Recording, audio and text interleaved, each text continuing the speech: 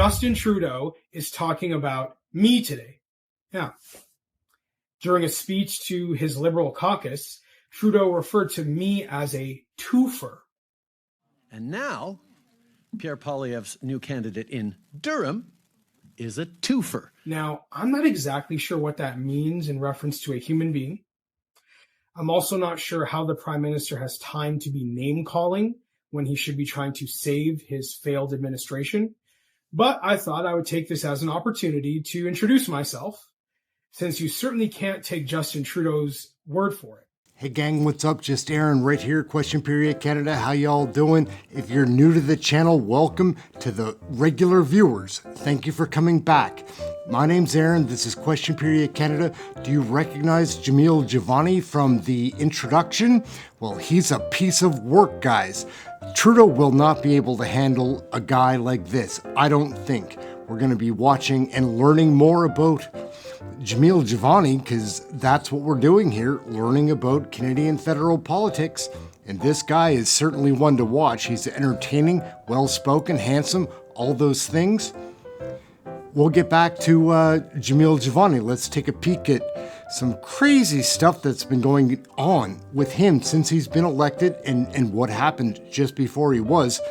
Trudeau is, it would seem, well, he wore that blackface, so I don't know what to say about that. Anyway, we'll get further into looking at Jamil Jivani. It's entertaining, guys. Let's take a peek. Justin Trudeau is talking about me today. Yeah. During a speech to his Liberal caucus, Trudeau referred to me as a twofer.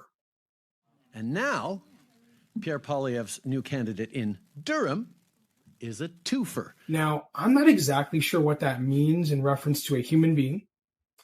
I'm also not sure how the Prime Minister has time to be name-calling when he should be trying to save his failed administration. But I thought I would take this as an opportunity to introduce myself, since you certainly can't take Justin Trudeau's word for it.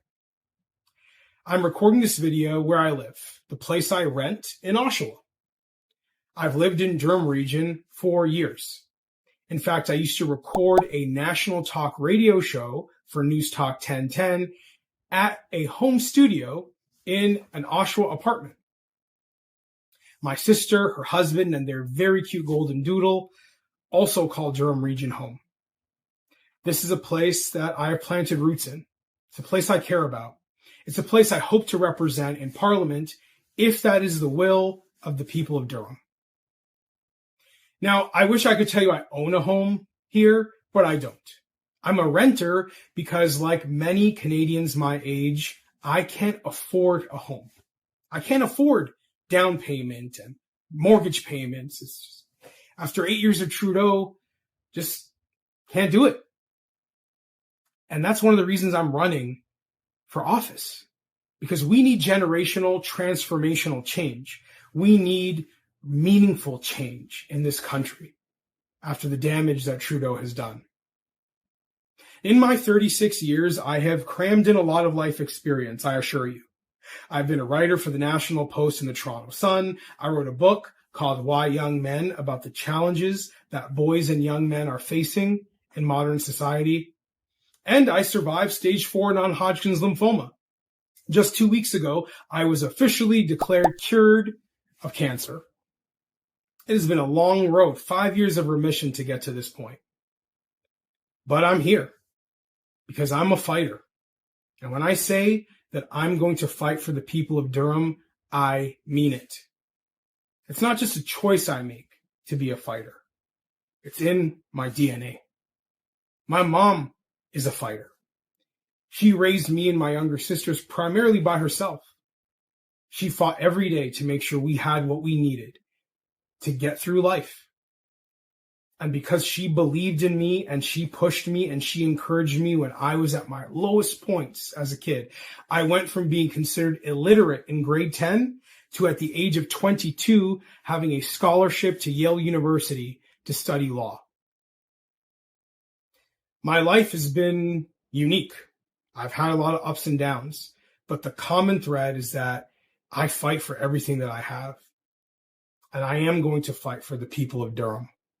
I know what it's like to feel left behind. I know what it's like to feel marginalized, to feel like your voice isn't being heard. And there are many, many people in Durham. There are many people in Clarington, in Oshawa, in Scugog who feel that way right now.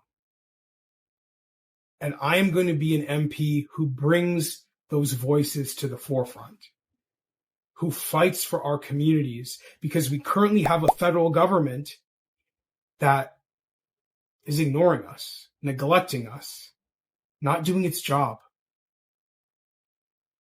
If you believe that our country needs change, if you believe life has become too expensive, if you believe that hardworking families who make this country what it is deserve better leadership, I hope you'll consider supporting me in the upcoming election.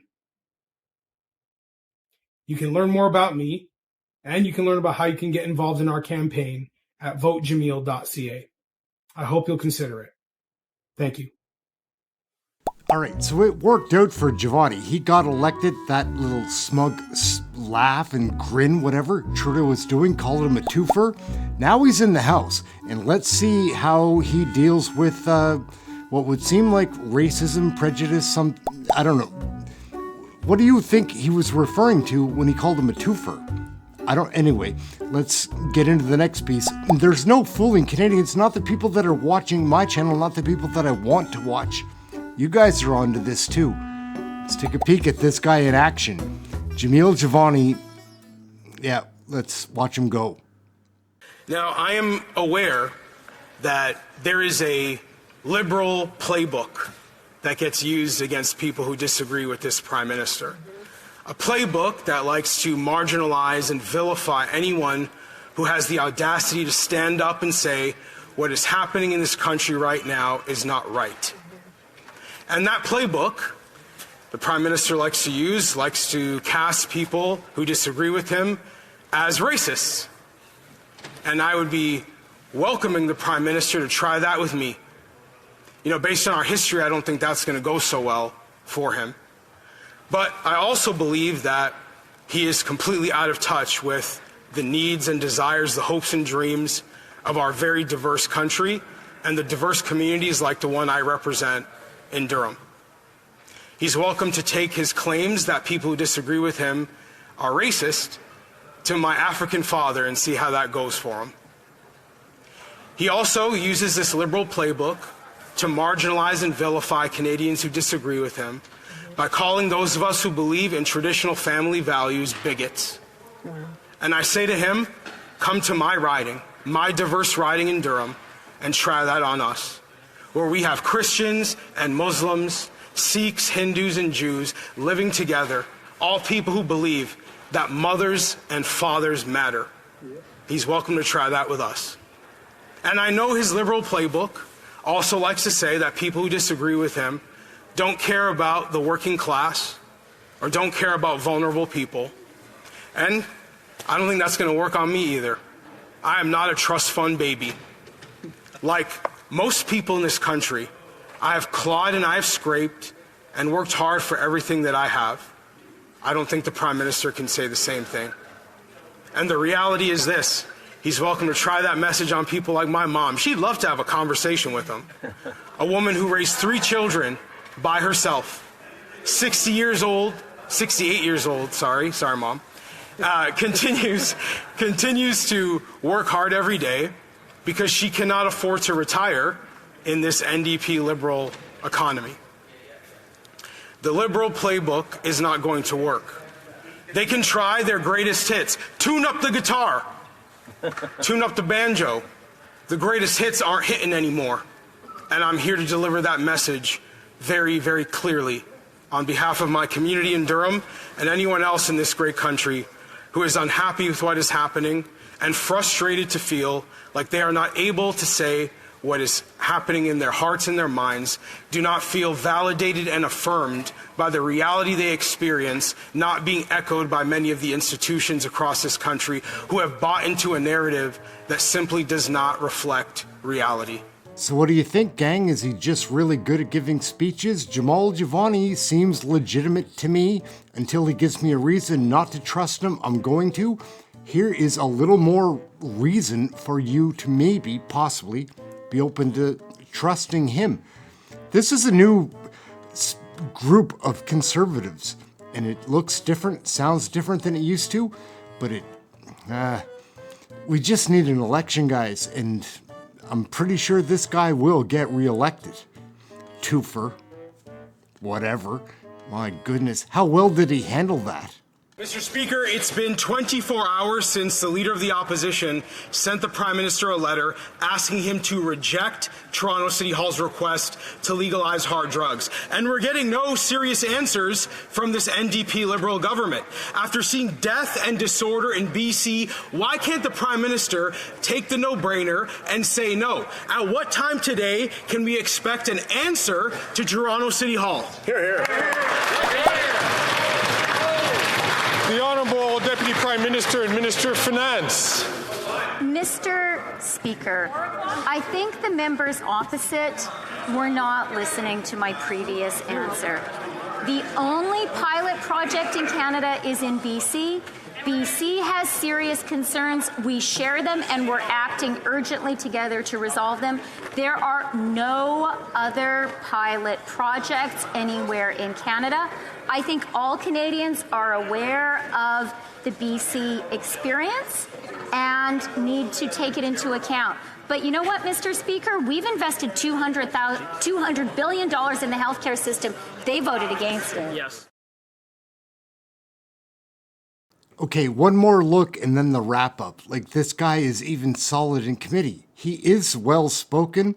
I find him pretty, I'm a straight shooter, but I find him handsome. Like, this guy has some good things going on, plus that wild history. Like, here he is in committee. Appreciate the opportunity as the newest member of the Justice and Human Rights Committee to share my perspective on why I will be voting against Bill C-273 unless we adopt CPC Amendment 1. CPC Amendment 1 addresses my primary concern and one that I've heard from many people, which is that Bill C-273 does not recognize or respect parental rights. Parental rights deserve recognition just as teacher safety does in any consideration of this bill and any consideration of Section 43 of the Canadian Criminal Code.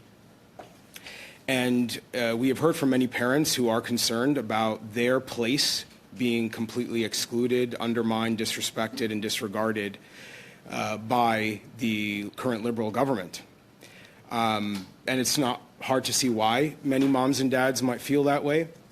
At the very top of the Liberal government, there is a Prime Minister who has said quite clearly that he does not respect or recognize parental rights. In fact, last year, in a conversation with Muslim parents, he said that parents who are concerned about their rights and parenting their children are being influenced by, quote, misinformation and disinformation by the American right wing. And these comments could have been made just as easily to Christian parents, Jewish parents, Hindu parents, or Sikh parents. There's a fundamental disrespect that the Prime Minister has for the rights of moms and dads. And it's not just the Liberal Party that has this chronic ideological problem. We have a member of our committee here from the NDP, Mr. Randall Garrison, who also said less than a year ago, there's no such thing as parental rights in Canada. This is not just morally incorrect. It is also factually incorrect. The most relevant Supreme Court of Canada decision on Section 43 of the Criminal Code from the Supreme Court of Canada says quite clearly that the legislative purpose behind Section 43 is parental rights. It is not an American right-wing idea. It is a Canadian idea recognized by our highest court in the land and recognized as an important objective behind Section 43. Now, this is why we call the current government an NDP Liberal government. It's quite obvious. These parties work together on ideological objectives that seem completely inconsistent with what the vast majority of Canadians actually want from their government. And as a member of this committee, it is not hard for me to understand why so many moms and dads are concerned. So I think it's important that we point out that without Amendment 1 from the Conservative Party, we would actually be continuing the allowance of an ideological agenda that seems hell-bent on the marginalization of moms and dads in raising their children. And I'd also like to just share a statement from a member of the Musqueam First Nation, a granddaughter of a residential school survivor, who responded to these concerns about parental rights when Liberal Labour Minister Seamus O'Regan was going on one of his famous tangents against Canadian parents. Ms. Mbarki said, and I quote, "I am always very skeptical when the federal government gets involved in saying how parents should parent. Have we forgotten about residential schools, the 60 scoop, off-reserve child and family services? The system saw us as savages who couldn't or can't parent." And this ugly side of our history is precisely why so many people are bothered, why so many people are concerned when the federal government and politicians in Ottawa treat moms and dads like they know better. And when moms and dads are marginalized from important conversations about child protection and raising children, it is completely unacceptable. And for that reason, I cannot support Bill C-273 unless CPC Amendment 1 is adopted. And I highly encourage all members of this committee to reconsider how they are treating parents in our country right now, and to consider CPC Amendment 1 as the way that we may restore the place of moms and dads in this important conversation. Thank you. Trudeau doesn't have a guy like that. I'm just saying, like, Poiliev does have this army of MPs. There's a load of them guys. Mike Barrett, Tim Uppal, Melissa Lanceman. There's a ton of them. This Jivani, like, there are so many. Larry Brock, we can't forget. Garnet Genu, like, there are Rick Perkins. There's a list of politicians coming that seems so more legit than what the Liberals are in NDP are throwing at us. Anyway, I'm Ehren. This is Question Period Canada. We have a blast here every day watching the question periods. We're trying to learn about Canadian federal politics, do it in a pretty clean way and without misleading or whatever. Like, I don't do too many, like, clickbait things. I do try to get people to watch, but try to keep it straight, right? Like, we're trying to learn how we get to change. By now, if you're watching my channel, you realize, if you're watching it more than once, that I think we need change. I'm not a conservative, I'm not. I just know that this bunch of liberals aren't liberals either. There's something else, and we need an election as soon as possible. That's it. Come check out one of the live shows. It's a total blast, clean chat room, just the politics, and mostly people that get along and know we need change. That's it. Thank you so much for watching this video. I am kind of excited about Jamil Jivani. We'll see where it goes. Fingers crossed that he's legit. He seems that I'll be disappointed if he fools me. And until the next video, thank you for watching this one. Have something healthy to eat today. Stay warm. It is May 3rd.